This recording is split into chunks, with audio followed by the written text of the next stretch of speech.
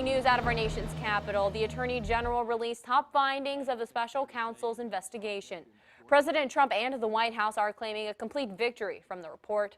And we're going to get to 10 on your side's Tamara Scott. And Tamara, you went through the 4-page summary today. What did it say? Well, Kayla, one of the main points of the Mueller report states neither the Trump campaign nor its associates conspired or coordinated with Russia to influence the 2016 election. It was a complete and total exoneration. It's a shame that our country had to go through this. President Trump claims he came out triumphant after a final review of the special counsel Robert Mueller's Russia investigation.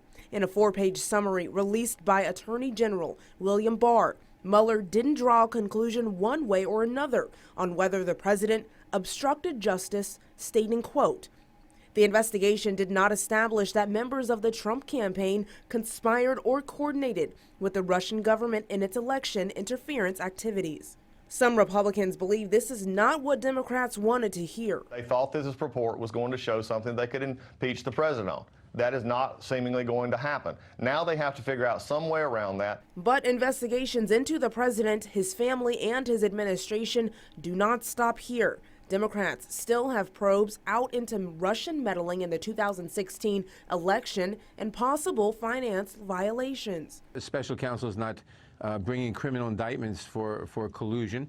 There are other investigations going on in which he's farmed out to the Southern District of New York, the Eastern District of Virginia, and they may or may not. Democrats are calling for full disclosure of Mueller's report, vowing to use subpoena powers if necessary.